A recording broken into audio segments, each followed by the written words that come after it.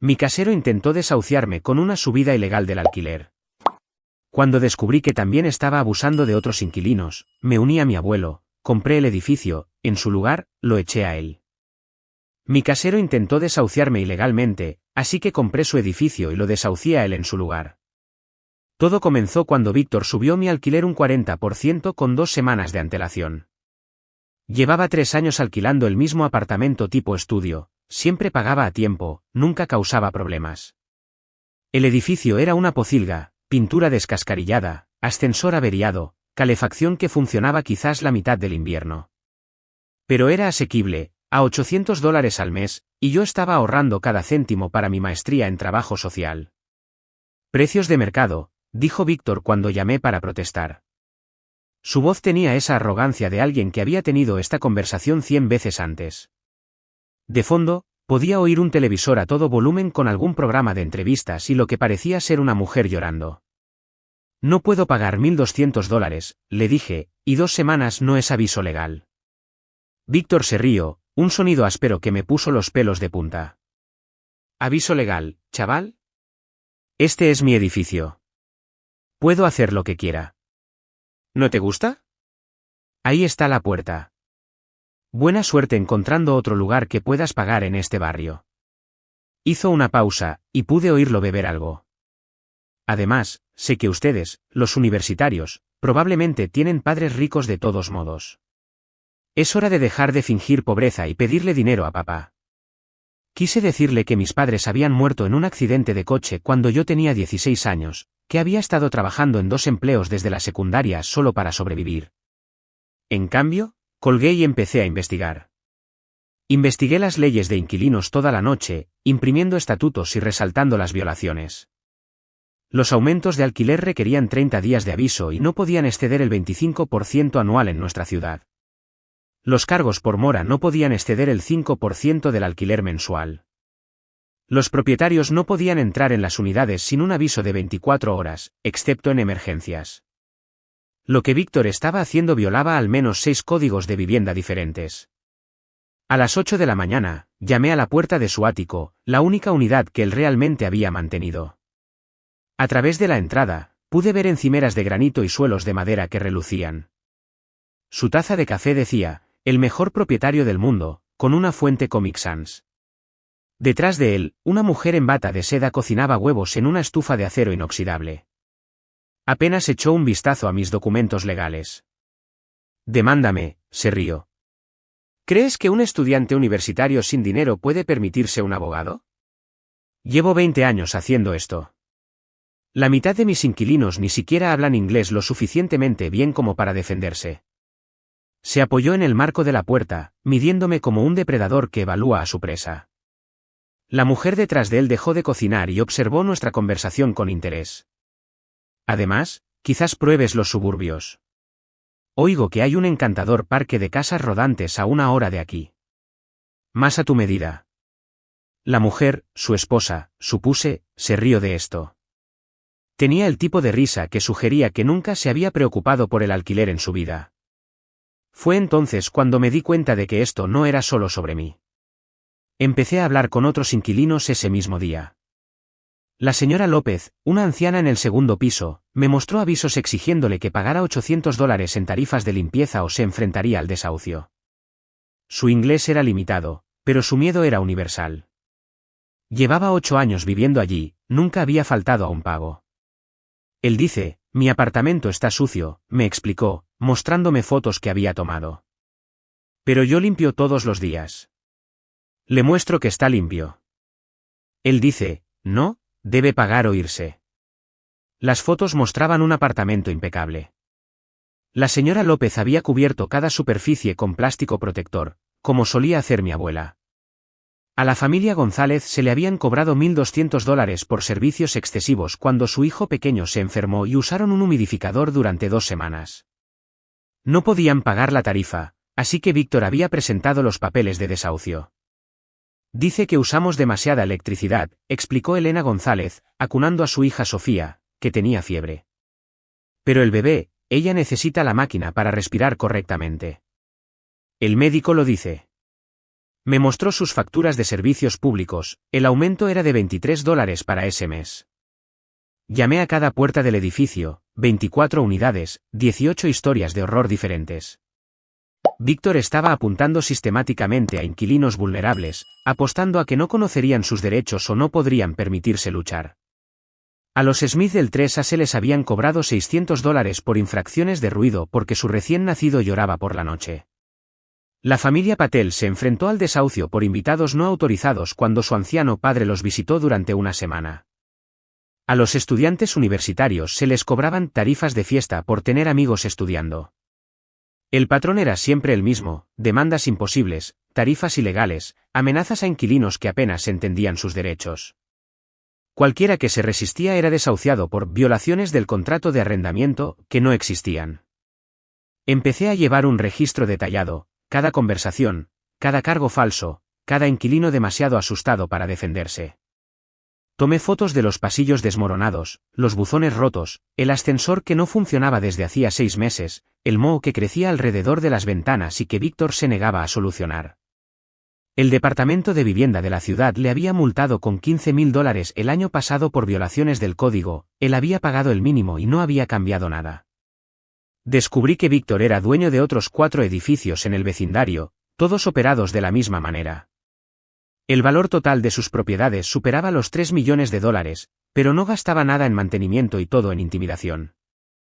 El punto de inflexión llegó un martes por la mañana cuando vi a Víctor gritándole a la señora López en el pasillo, exigiéndole que firmara papeles que no podía leer. «Solo firme aquí, abuela», dijo, empujándole un bolígrafo a sus manos temblorosas. «Así todo es más fácil. Sin abogados, sin tribunales, sin problemas para nadie». La señora López estaba llorando, repitiendo, pago alquiler», en un inglés entrecortado. Sus manos temblaban tanto que apenas podía sostener el bolígrafo. Me interpuse entre ellos. «Esos son papeles de desahucio», le dije en el poco español que había aprendido de una compañera de piso de la universidad. «No firme nada». Los ojos de la señora López se abrieron de alivio, había entendido más de lo que había dejado ver. La cara de Víctor se puso roja. De cerca, podía oler alcohol en su aliento a las 10 de la mañana. «Ocúpate de tus propios asuntos, o serás el siguiente». «En realidad, este es mi asunto», le dije. «Vivo aquí y lo que está haciendo es ilegal». Me agarró el brazo con la fuerza suficiente como para dejarme moratones con la forma de sus dedos, que fotografié más tarde. «¿Crees que eres listo? Te echaré para el viernes». Posesión de drogas, quejas por ruido, daños a la propiedad. Me inventaré lo que necesite. Conozco jueces en esta ciudad, no les importan los punkies como tú. Esa noche, llamé a mi abuelo. El abuelo Joe había sido contratista durante 40 años antes de retirarse con una buena fortuna. Había construido la mitad de las urbanizaciones en nuestro condado, había invertido sabiamente en bienes raíces y, lo más importante, me había enseñado cómo operan los depredadores en los negocios. «¿Cuánto costaría comprar el edificio de Víctor?», le pregunté. El abuelo Joe permaneció en silencio por un largo momento. De fondo, pude oírlo teclear en su computadora, probablemente buscando registros de propiedades. «¿Por qué?», preguntó finalmente. Le expliqué todo, los desahucios ilegales, los cargos falsos, cómo Víctor atacaba a personas que no podían defenderse, cómo me había amenazado con incriminarme por posesión de drogas y se había jactado de tener jueces en su bolsillo. «Envíame los registros de la propiedad», dijo el abuelo Joe, «y ese registro que has estado llevando. Veamos con qué estamos trabajando». 2 días después, el abuelo Joe me llamó con información que cambió todo. El edificio vale alrededor de $800.000, pero Víctor debe $650.000 de la hipoteca. Lleva 3 meses sin pagar. El banco está a punto de ejecutar la hipoteca. Hizo una pausa y pude oír el roce de papeles. Aquí está lo interesante, el año pasado sacó una segunda hipoteca para comprar una casa de vacaciones en Florida, usando el edificio como garantía. Está endeudado hasta la médula y perdiendo dinero a raudales. Así que está desesperado, dije. Exactamente. Por eso está exprimiendo tanto a los inquilinos. Necesita flujo de caja para evitar perderlo todo. El abuelo Joe guardó silencio un momento más. Tengo suficiente capital líquido para comprarlo en efectivo en la subasta. ¿Quieres ser mi administrador de propiedades? El plan era elegante por su simplicidad. El abuelo Joe compraría el edificio en la subasta de ejecución hipotecaria. Luego, haríamos una limpieza a fondo. Pero primero, necesitábamos que Víctor se ahorcara con su propia soga. Instalé una cámara oculta en mi apartamento y empecé a provocarlo. Cada interacción fue grabada. Cuando me exigió que pagara $500 por desgaste excesivo en una alfombra que ya estaba manchada cuando me mudé, lo grabé en vídeo. Esta alfombra estaba perfecta cuando te mudaste, mintió directamente a la cámara. Ahora mírala. Estas manchas me costarán miles de dólares para arreglar. La alfombra tenía quemaduras de cigarrillo y manchas de vino que eran más antiguas que mi contrato de arrendamiento. Cuando intentó entrar a mi apartamento sin previo aviso, ilegal en nuestro estado, también lo grabé. Afirmó que estaba inspeccionando por violaciones del contrato de arrendamiento, pero en realidad, buscaba cualquier cosa que pudiera usar en mi contra. Los universitarios siempre tienen drogas, murmuró para sí mismo, sin darse cuenta de que mi cámara estaba grabando. Solo tengo que encontrar dónde las esconde. La obra maestra llegó cuando mencioné casualmente que había hablado con otros inquilinos sobre sus aumentos de alquiler. ¿Has estado organizando?, espetó. Eso es acoso a otros inquilinos. Violación de contrato de arrendamiento. Estás fuera. De hecho, intentó entregarme papeles de desahucio por hablar con mis vecinos. Los papeles citaban agitación comunitaria como motivo de desahucio inmediato. Le mostré los papeles a una abogada de derechos de los inquilinos que se rió tan fuerte que casi se cae de la silla.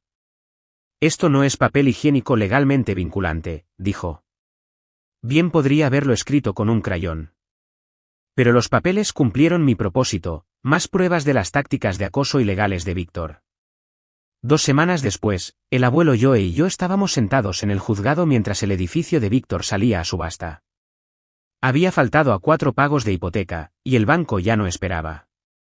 El aviso de ejecución hipotecaria se había publicado en el edificio durante 30 días, dándole a Víctor tiempo suficiente para conseguir financiación. Víctor apareció 5 minutos antes de que comenzara la subasta, con aspecto de pánico. Llevaba un traje arrugado y no dejaba de revisar su teléfono, probablemente intentando conseguir financiación de emergencia. Su esposa no estaba con él. Lote 47, anunció el subastador. Edificio residencial de unidades múltiples, 1247 Oak Street. 24 unidades, construido en 1987. Valor actual tasado $825.000. La oferta inicial comienza en $650.000. El abuelo Joe levantó su pala con calma. $650.000. Víctor se levantó de su asiento como si le hubieran electrocutado. $655.000. Su voz se quebró al decir los números. Otros postores lo miraron con una mezcla de lástima y fastidio. El abuelo Joe ni siquiera dudó. $700.000. Vi cómo la cara de Víctor se puso blanca. Susurró frenéticamente a su teléfono, luego levantó la vista con ojos desesperados. $705.000. El subastador miró alrededor de la sala. La mayoría de las subastas de ejecución hipotecaria tenían ofertas limitadas, los bancos solo querían recuperar sus pérdidas. $750.000, dijo el abuelo Joe con calma, como si estuviera pidiendo un café. Eso fue todo. Víctor se desplomó en su silla, derrotado. No tenía otros $750.000. Tampoco nadie más en esa sala dispuesto a ofertar por un edificio que necesitaba reparaciones significativas. ¿A la 1, a las 2? Víctor hizo un último intento desesperado, levantándose y gritando, «Esperen. Puedo conseguir el dinero. Solo necesito más tiempo». El subastador lo ignoró. Vendido a la paleta 23 por $750.000. El abuelo Joe era el dueño del edificio. Víctor se quedó paralizado en su silla mientras la gente salía a su alrededor. Cuando finalmente levantó la vista y me vio de pie, el reconocimiento lo golpeó como un puñetazo. «Tú», susurró. «Hola, Víctor», le dije agradablemente. «Qué casualidad encontrarte aquí». Se levantó lentamente, su rostro pasando por confusión, rabia y una comprensión creciente. Esto fue planeado. Tú planeaste esto. Documenté tus actividades ilegales, lo corregí. Tus problemas financieros ya eran de dominio público. Simplemente nos aprovechamos de tus malas decisiones comerciales. El abuelo Joe se acercó, habiendo terminado el papeleo. Víctor, supongo. Soy el nuevo propietario. Necesitamos discutir tu situación de alquiler. El rostro de Víctor pasó por varios colores. ¿Mi alquiler? Yo era dueño. Usted era un inquilino con un contrato de arrendamiento, dijo el abuelo Joe con suavidad. Un contrato de arrendamiento que incluye varias cláusulas sobre tarifas de administración de la propiedad y procedimientos de violación. Cláusulas que usted mismo escribió. El proceso de desahucio duró exactamente 30 días, el mínimo legal. Presentamos documentos citando las violaciones de Víctor del contrato de arrendamiento por entrar a mi apartamento sin permiso, además del impago de las tarifas de gestión que de repente debía a partir de la transferencia de la propiedad. Víctor intentó luchar, por supuesto. Contrató a un abogado y afirmó que no podíamos desahuciarlo de su propio edificio. El abogado se llevó sus $5.000 de anticipo y luego le explicó la realidad.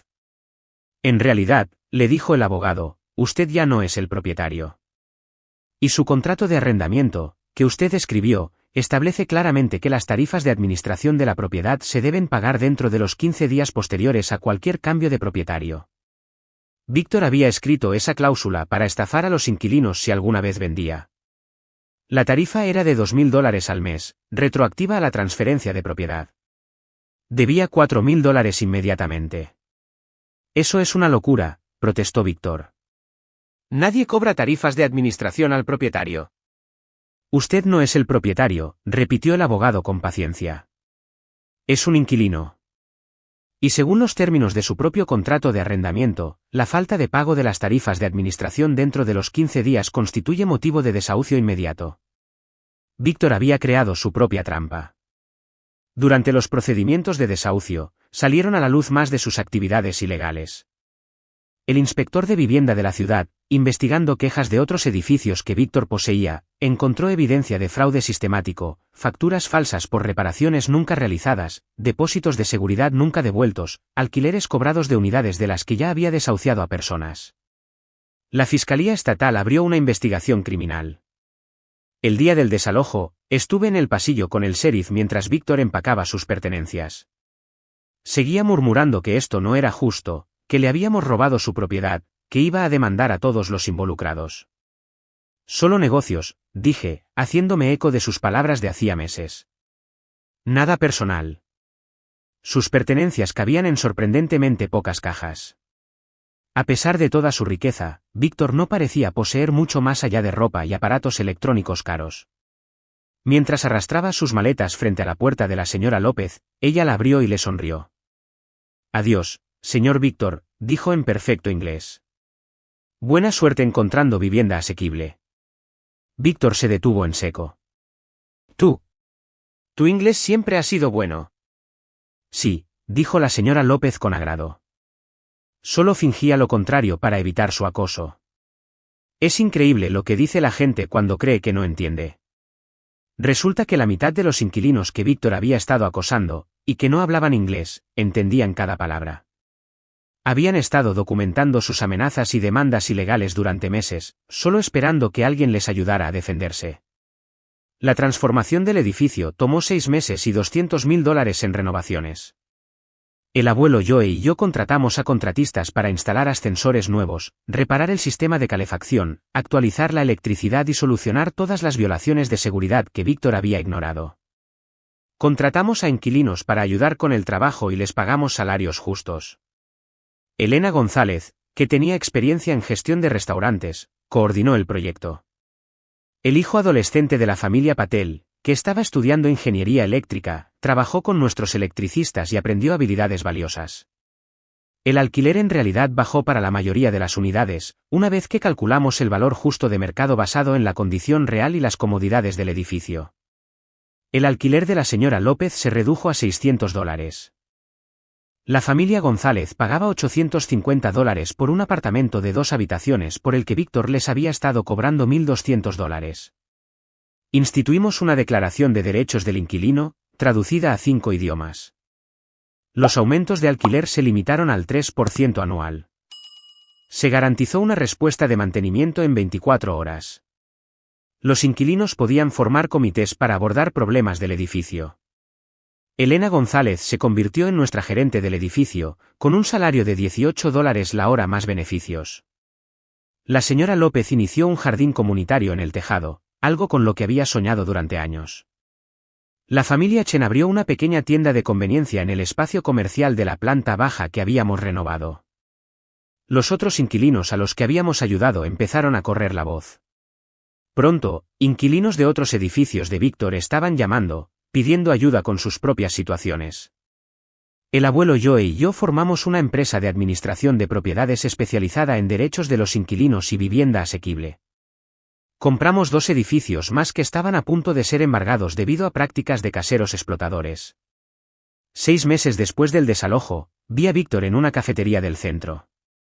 Estaba sentado solo, diciéndole a alguien por teléfono cómo lo había engañado el abuelo de un niño rico para quitarle su propiedad. Me acerqué a su mesa. Hola, Víctor. ¿Cómo va la búsqueda de apartamento? Su cara se puso roja, como en los viejos tiempos. La persona al teléfono seguía hablando, pero Víctor se había quedado en silencio. Destruiste mi vida, siseó después de colgar. No, dije, sacando una silla y sentándome sin invitación. Tú destruiste tu propia vida. Solo te di el mismo trato que tú le diste a todos los demás. Parecía más viejo de lo que recordaba. Su ropa cara no podía ocultar las líneas de estrés alrededor de sus ojos ni el ligero temblor de sus manos. Estoy arruinado, dijo en voz baja. Los cargos penales, las demandas civiles, la bancarrota.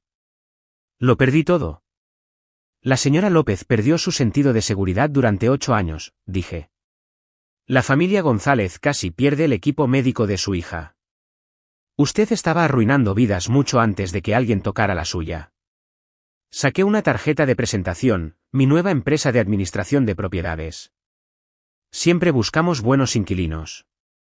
Si pasa la verificación de antecedentes, sin desalojos, crédito limpio, prueba de ingresos. Ya sabe cómo funciona. Víctor miró la tarjeta, luego a mí. No puedes hablar en serio. Totalmente en serio. Aunque debo mencionar que tenemos una política estricta sobre los aumentos de alquiler, 30 días de aviso, solo cantidades razonables. Precio de mercado, ¿entiendes? Arrugó la tarjeta. Prefiero vivir en mi coche. Esa es tu elección, dije. Pero si cambias de opinión, no discriminamos por errores pasados. Todo el mundo merece una segunda oportunidad, siempre y cuando esté dispuesto a seguir las reglas. Me levanté para irme y luego me di la vuelta. Ah, ¿y Víctor? ¿Esa cafetería en la que estás sentado? Acabamos de comprar el edificio. Nada cambia para el negocio, pero estamos convirtiendo la planta de arriba en apartamentos asequibles. El alquiler comienza en $750 por un dormitorio. Su rostro se puso blanco. 2 años después, nuestra empresa de administración de propiedades supervisa 12 edificios y alberga a más de 300 familias. Nos especializamos en los derechos de los inquilinos, la vivienda asequible y la rehabilitación de propiedades dañadas por caseros explotadores. Cada contrato de arrendamiento incluye una declaración de derechos del inquilino en 5 idiomas. Mantenemos un fondo de emergencia para ayudar a los inquilinos que enfrentan dificultades inesperadas. Nuestro tiempo de respuesta de mantenimiento promedia menos de 4 horas. La señora López sigue viviendo en el 2B, pero ahora tiene lavavajillas, aire acondicionado centralizado y un próspero jardín en la azotea que provee verduras frescas a la mitad del edificio. La familia González es propietaria de su unidad a través de un acuerdo de alquiler con opción a compra que les ayudamos a asegurar. Elena ahora administra 3 edificios y acaba de comprar su primera casa con el dinero que ahorró. El hijo de la familia Patel se graduó en ingeniería eléctrica y trabaja para el Departamento de Vivienda de la ciudad, inspeccionando edificios como aquel en el que creció. Víctor nunca solicitó ser nuestro inquilino. La última vez que supe de él, estaba alquilando un estudio en los suburbios por $900 al mes, más de lo que paga la señora López por su apartamento renovado en el centro. Su esposa se divorció de él durante el proceso de bancarrota y se mudó de vuelta a la casa de sus padres en California. La casa de vacaciones en Florida fue embargada por los acreedores. Los cargos penales resultaron en 2 años de libertad condicional y $50,000 en restitución a los antiguos inquilinos. Tiene prohibido poseer propiedades de alquiler durante 10 años. A veces me pregunto si aprendió algo al perderlo todo. Pero luego recuerdo la mirada en los ojos de la señora López cuando pensó que iba a quedarse sin hogar, o a Sofía González luchando por respirar mientras sus padres elegían entre su equipo médico y el dinero del alquiler. Algunas personas crean sufrimiento porque pueden. Otras crean soluciones porque deben. El edificio en 1247 Oak Street está lleno ahora, con una lista de espera de 3 meses.